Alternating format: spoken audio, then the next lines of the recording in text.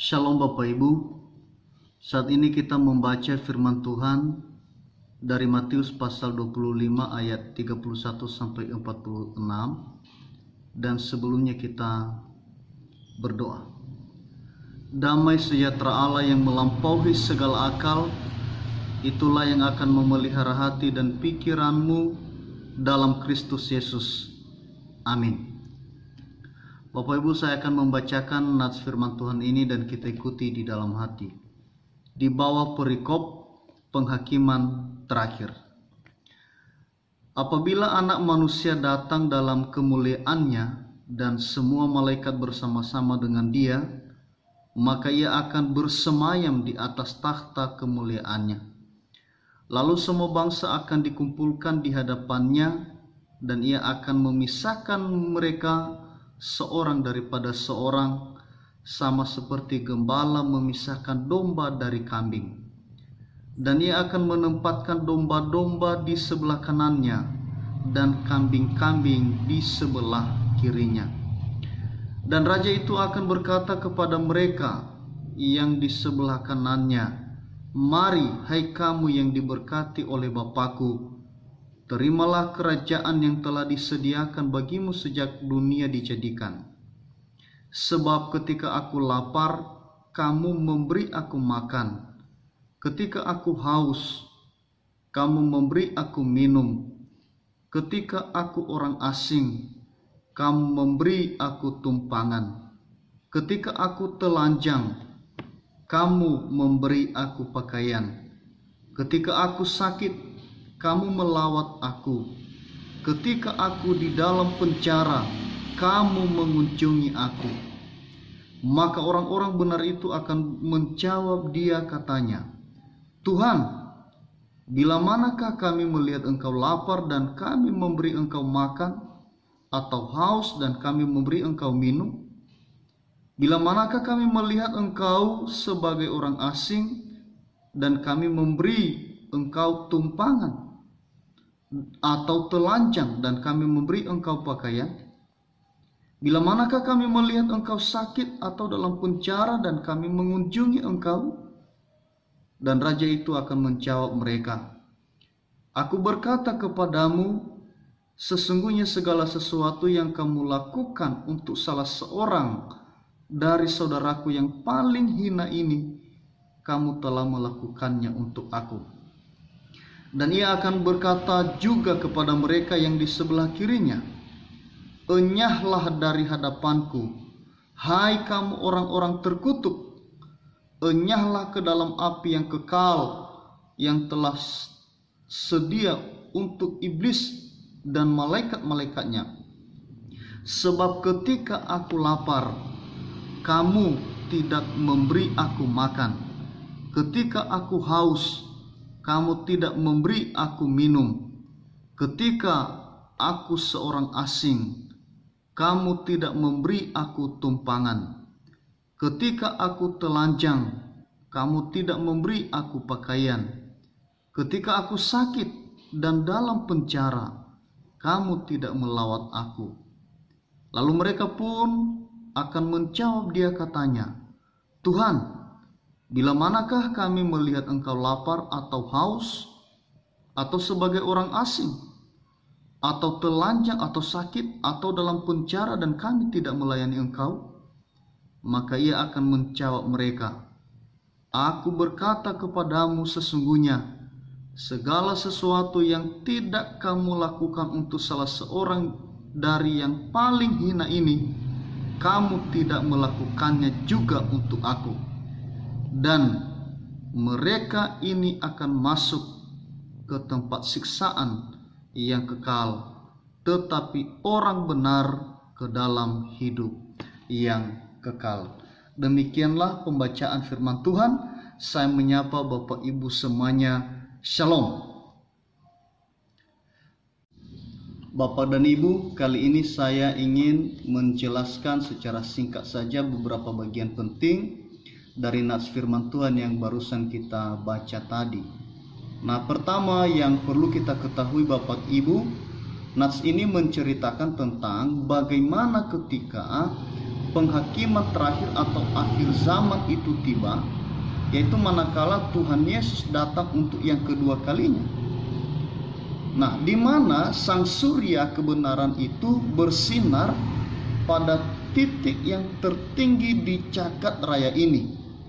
Itulah waktu di mana ia akan menunjukkan kebesarannya, keindahan kemuliaannya, kekayaan, dan semarak kebesaran kerajaannya di seluruh dunia, di mana orang dari segala abad dan tempat akan melihat secara langsung dan merasa kagum dan heran terhadap kehebatan yang luar biasa yang akan tampil ketika Tuhan Yesus datang untuk yang kedua kalinya. Yang kedua, dalam nats ini kita melihat ada dua bagian besar yang diungkapkan dalam perumpamaan tentang bagaimana dan apa yang akan terjadi ketika penghakiman terakhir itu tiba. Di dalam nats ini dikatakan bahwa manusia akan diadili, dipisahkan menjadi dua kelompok. Nah, ini merupakan proses di mana hakim yang mulia itu di sini disebut sebagai anak manusia. Ini menjurus kepada pribadi Tuhan Yesus. Ya, ia akan memutuskan nasib setiap orang, apakah dibawa pada kebahagiaan yang kekal atau kesengsaraan yang kekal.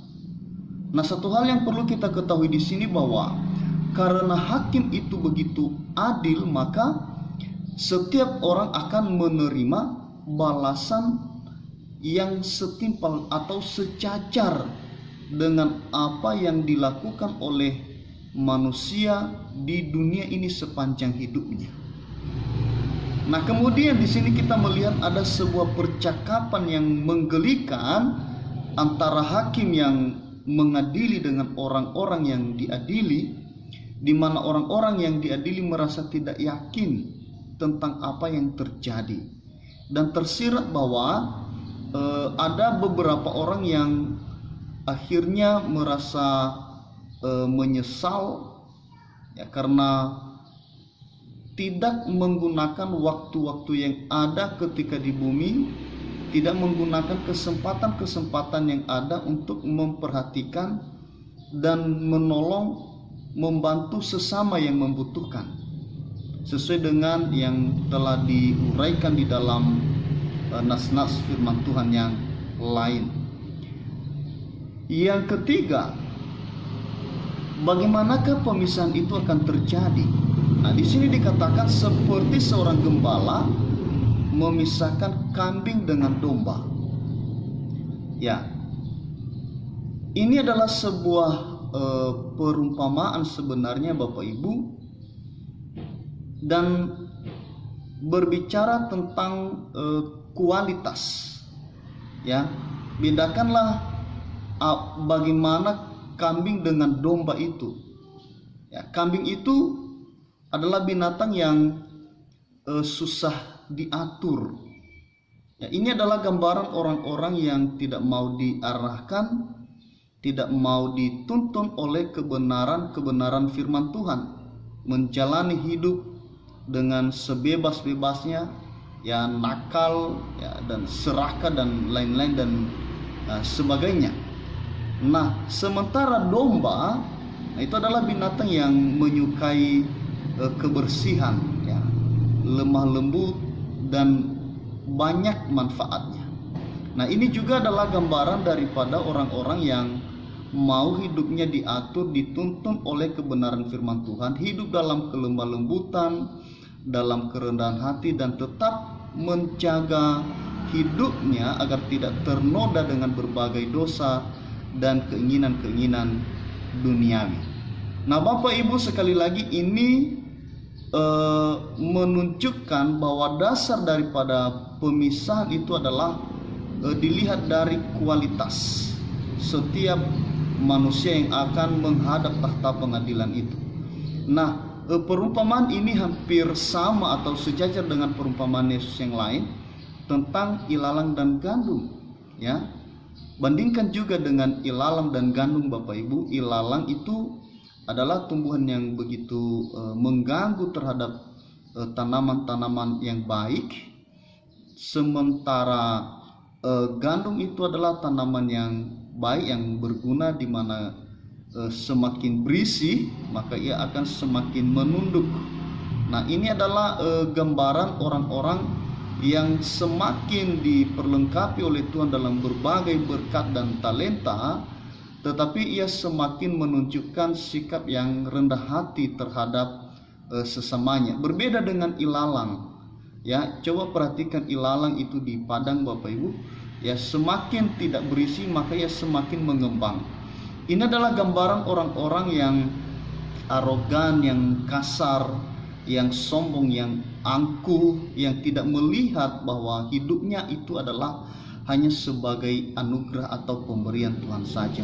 Nah, inilah dasar-dasar pemisahan yang akan dilakukan oleh hakim yang adil itu, atau Tuhan kita Yesus Kristus, yaitu yang melihat bagaimana kualitas diri setiap orang yang menghadap tahta pengadilan itu ketika menjalani hidup di dunia di hari-hari yang telah dilalui. Nah, di sini dikatakan bahwa kambing itu akan ditempatkan, dipisahkan di sebelah kiri. Nah, sebelah kiri ini adalah menunjukkan juga sisi kelemahan. Bedakanlah misalnya tangan kiri dengan tangan kanan. Tangan kiri ini lebih lemah daripada tangan kanan. Ini menunjukkan bahwa orang-orang lemah akan dikumpulkan. Ya, orang-orang lemah yang tidak sanggup menjalani hidup di dunia ini dengan sebaik-baiknya, yang tidak bisa menjalani hidup dengan penuh penyerahan diri dengan Tuhan, itu adalah orang-orang yang lemah, yang menjalani hidupnya menurut kekuatannya saja. Ya, mungkin ukuran manusia bahwa magida bagulidana dan niha-niha sikuadaun adalah niha-niha yang arogan, yang hebat, yang berani. Tetapi di sini menurut ukuran Alkitab justru orang-orang seperti itulah orang-orang yang lemah. Nah, tetapi di sini dikatakan bahwa domba itu akan dipisahkan di sebelah kanan. Sebelah kanan ini merupakan kekuatan, lambang kekuatan. Ya, seperti domba tadi yang lemah lembut. Disitulah kita melihat bahwa versi daripada firman Tuhan ini, yang kuat itu justru orang yang lemah lembut, yang sabar, yang damai hatinya, yang suka berdamai dengan sesama.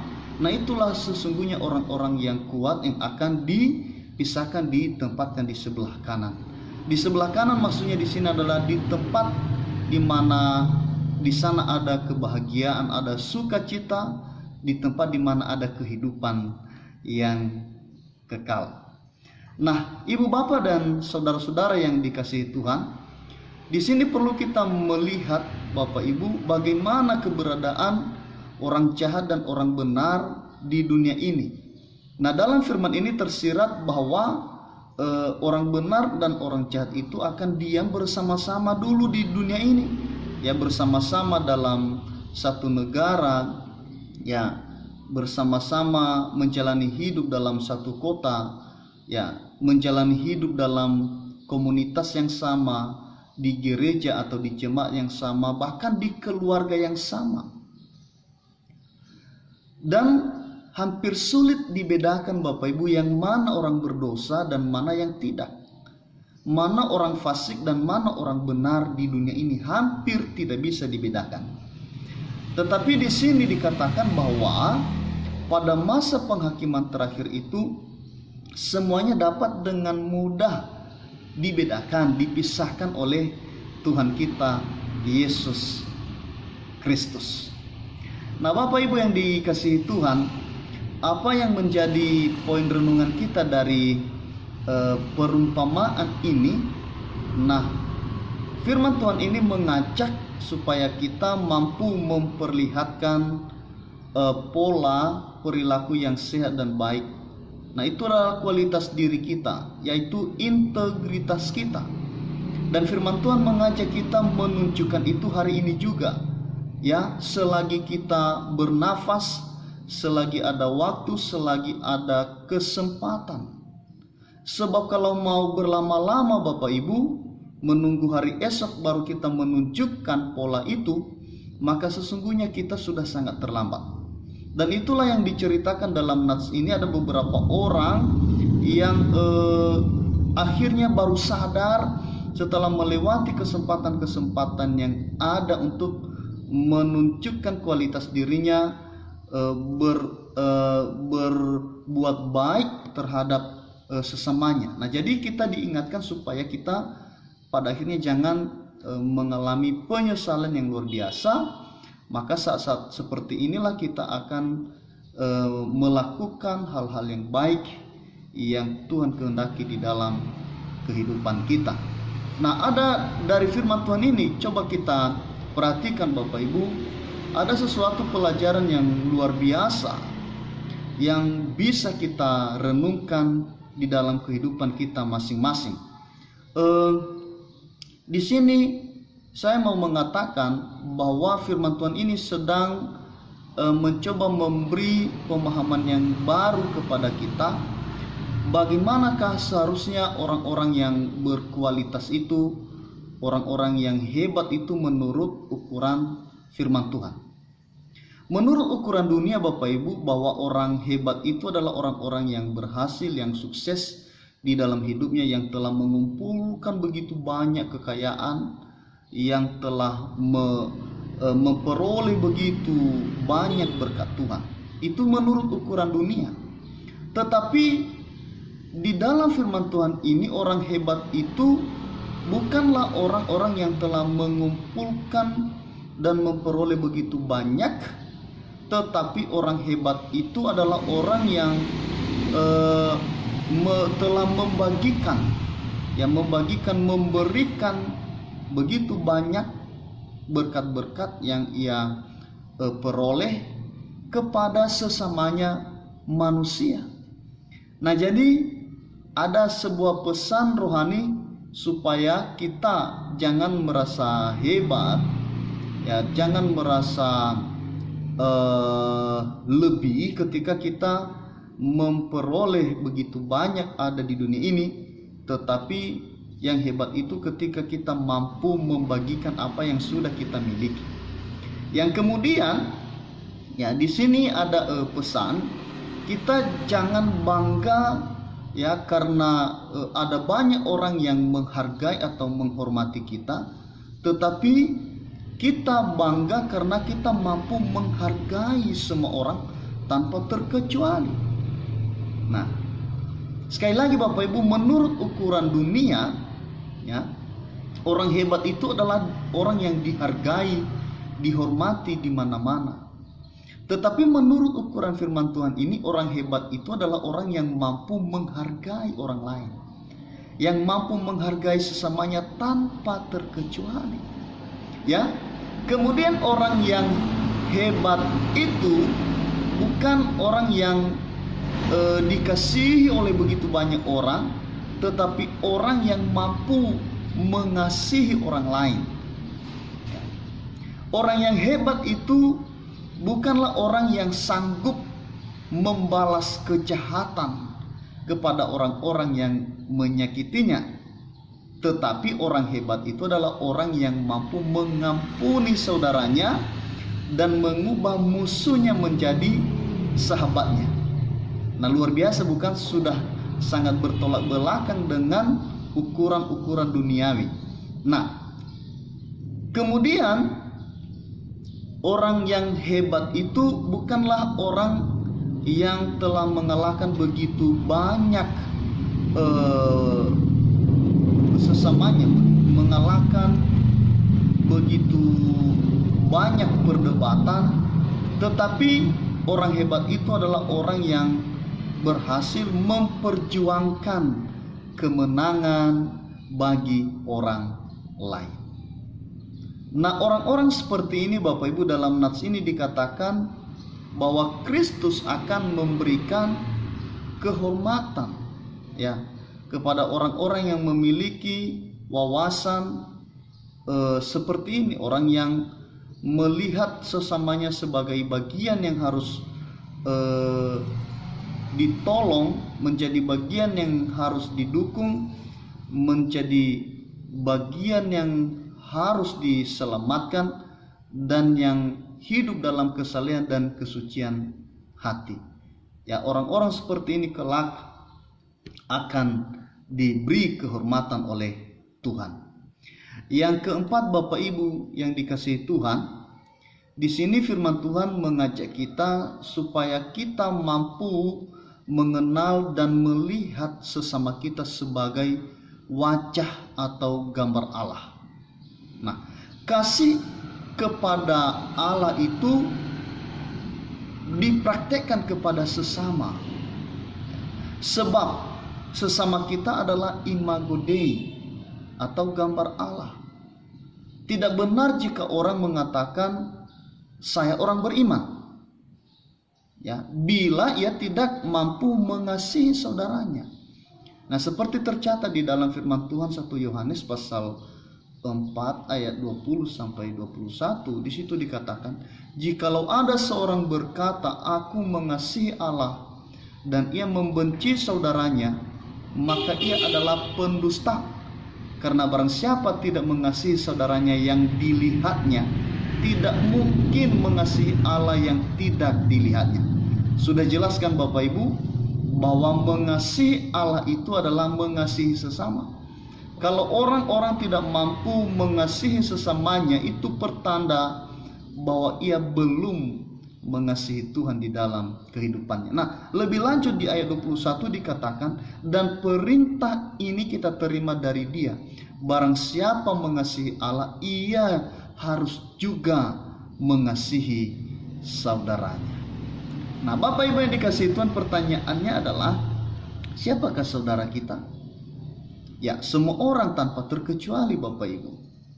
Tetapi yang paling utama seperti diuraikan di dalam nats ini, saudara kita adalah orang-orang yang menderita, orang yang lapar dan haus, yang kekurangan akan kebutuhan, yang menderita karena tidak sanggup menutupi kebutuhan-kebutuhan hidupnya.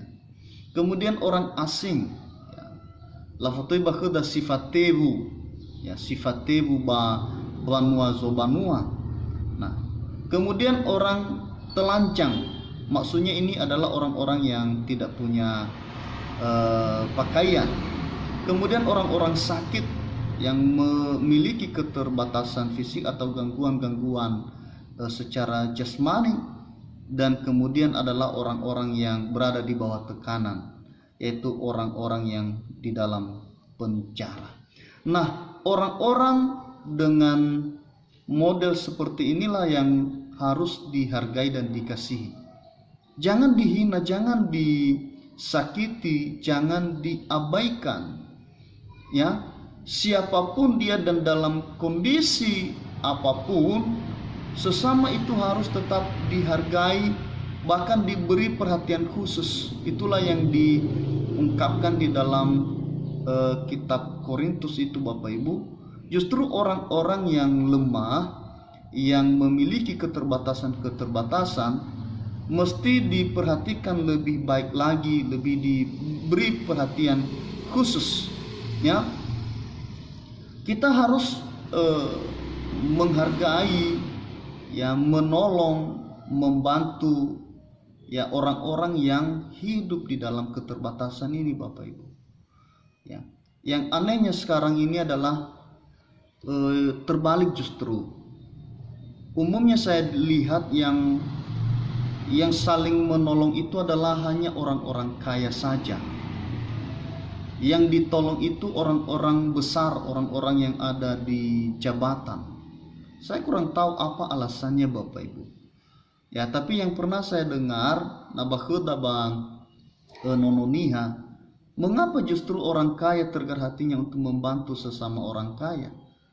Ya, karena ia melihat bahwa orang kaya akan sanggup membalas budinya, sanggup membalas kebaikannya. Sementara kalau kita membantu orang-orang yang miskin, ya hati bezulu khadania, lah disitulah tak harapkan kenia. Nah, ada banyak orang yang mengatakan seperti itu.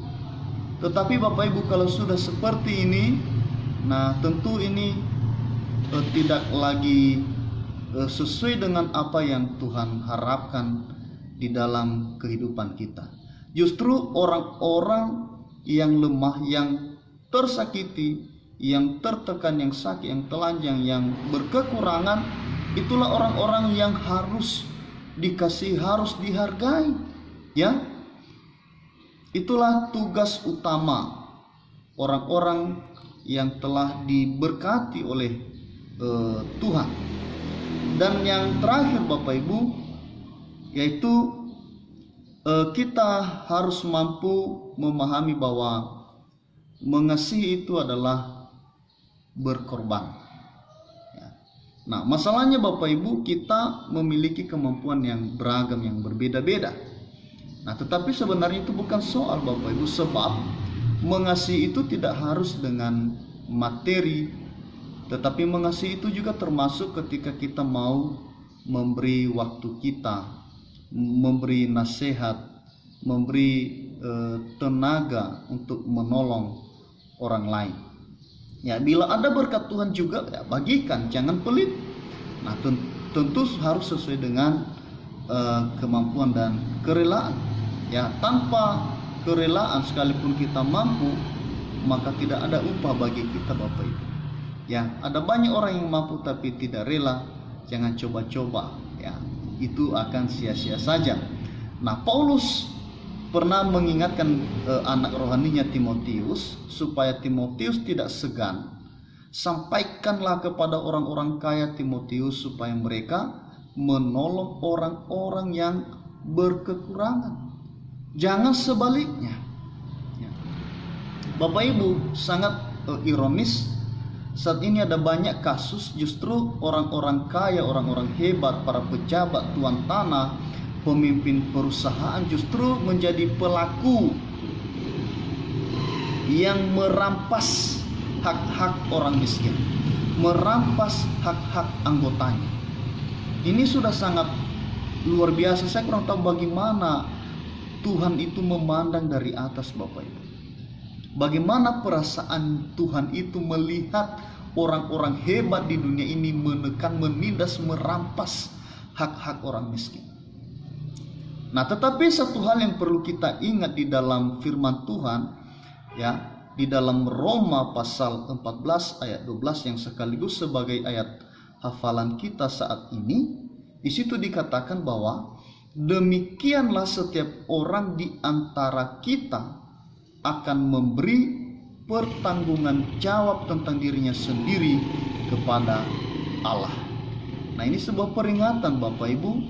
Nah, ini cukuplah menjadi sebuah peringatan bagi kita untuk selalu berhati-hati, ya, akan sebuah akibat fatal yang akan terjadi bagi kita ketika kita tidak mampu menahan diri untuk melakukan hal-hal yang tidak wajar, yang tidak benar di hadapan Tuhan.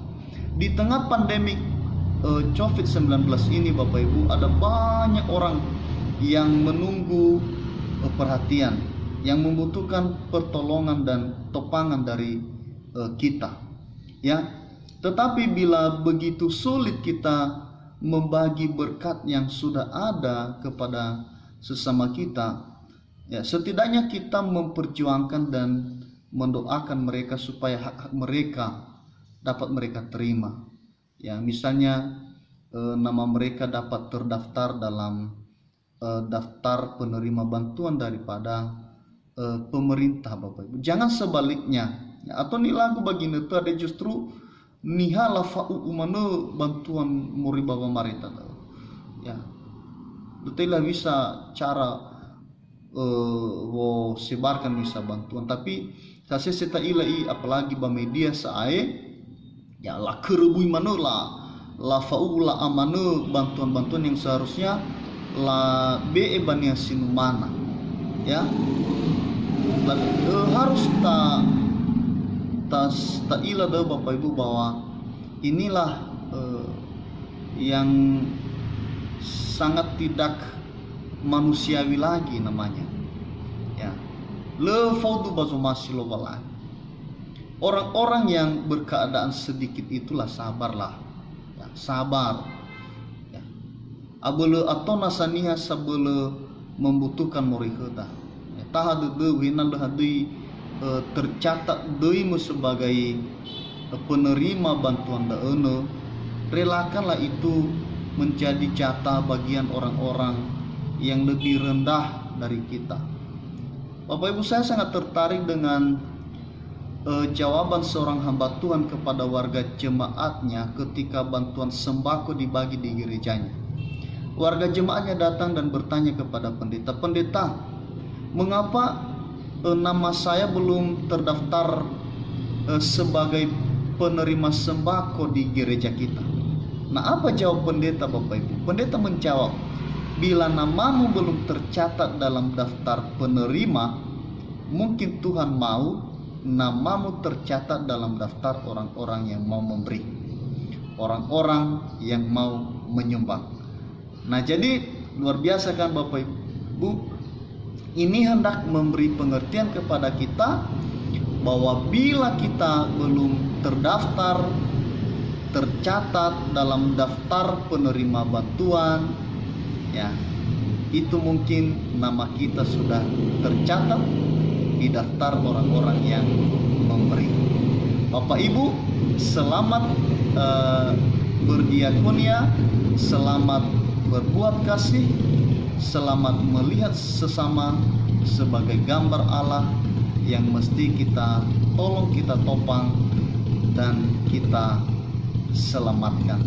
Tuhan Yesus memberkati. Shalom.